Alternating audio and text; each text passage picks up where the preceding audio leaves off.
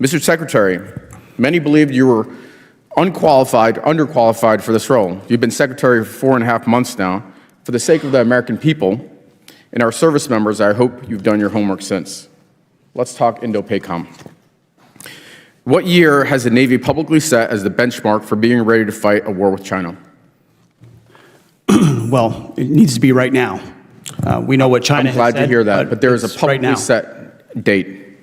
Well, we know it wouldn't be Let me help you prudent out. for me in this environment to 2027. reveal when we think we're ready. That's what China has said, and we understand what they're Secretary, saying. I And asked we want to for be a year. capable and ready for it.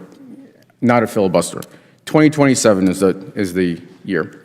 According to unclassified DoD assessments, how many warships does China have in its Navy today? Many and growing. 370.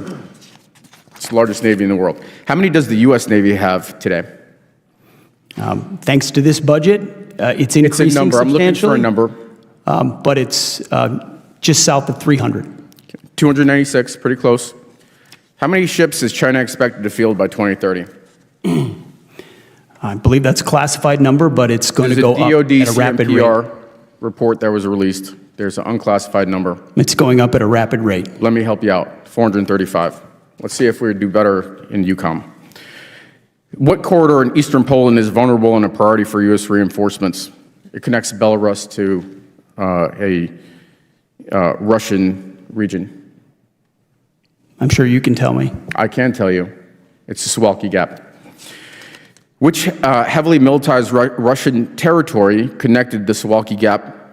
It contains nuclear-capable missiles. It threatens all of NATO. It's right there in the middle of Eastern Europe. I see we're playing a quiz game here. It's ultimately, Kaliningrad thankfully, Oblast. we're getting our NATO allies to step up in their spending to make sure that they can hold the Mr. line. Secretary, I asked you a specific question. Thank you. It's Kaliningrad Oblast. So what percentage of Ukrainian frontline casualties, let's talk drones, are now caused by FPV drones? A very large percentage, and we're studying that conflict closely to understand I hope so. that fact. It's over 70%. And which U.S. service has written doctrine or standardized procurement for integration of FPV drones? That's the Army. I wish that were the case, but actually the answer is none of them. So we're not prepared yet, and we need to get there fast. Let me turn to a different topic. A few weeks ago, when my office opened up in Fredericksburg, I spoke to the mother of one F-18 pilot who flew the March 15th mission over the Red Sea in Yemen that you discussed over Signal. I spoke to her again on Tuesday and asked her if there was anything she wanted me to bring up. She believes that you need to resign. She also had several questions, but one thing, she said she would appreciate an apology for putting classified information.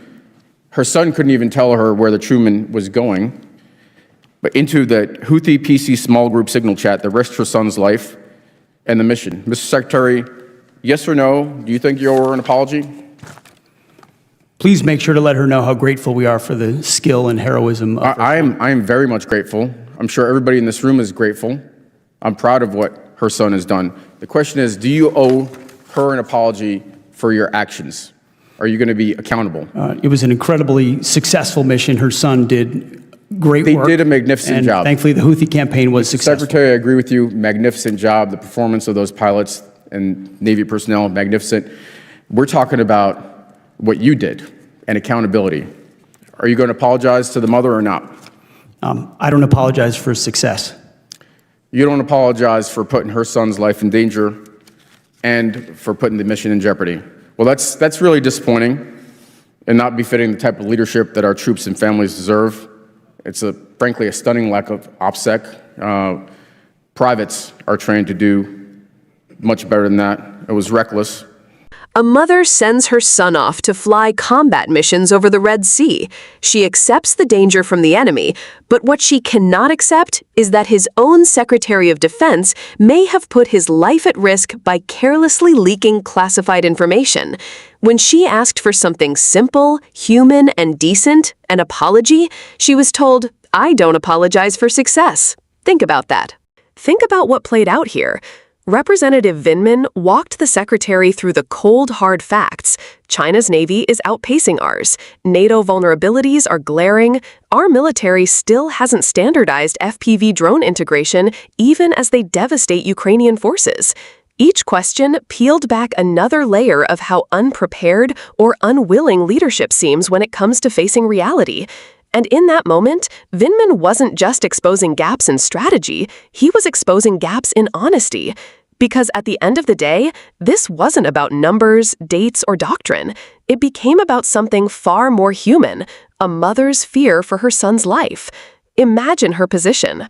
Her son straps into a fighter jet, flies missions over the Red Sea in hostile skies, knowing every takeoff could be his last.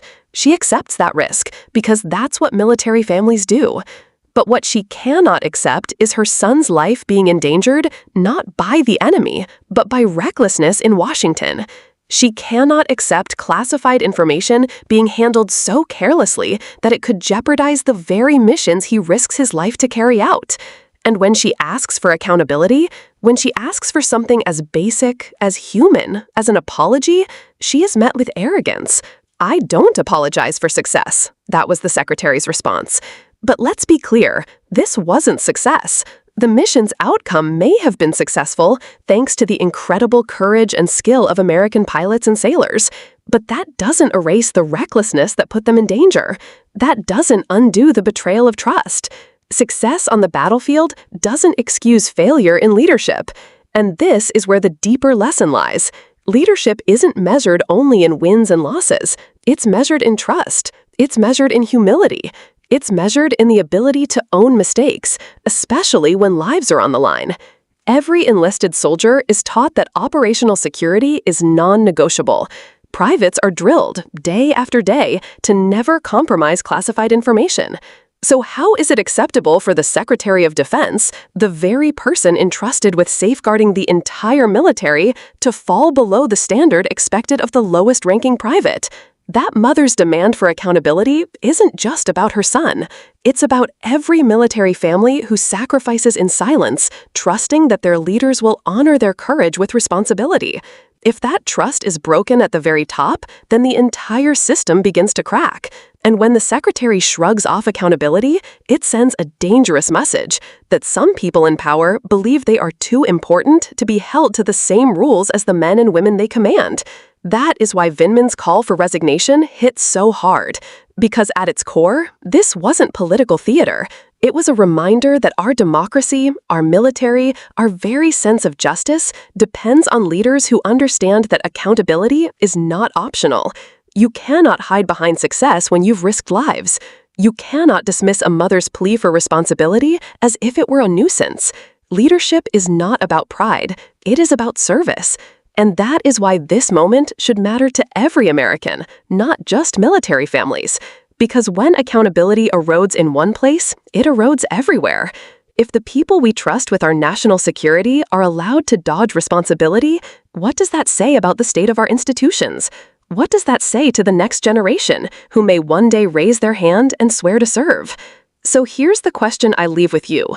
If the mothers and fathers of service members are telling us they've lost trust in this leadership, how long can he remain in that position before the moral cost outweighs the political calculation?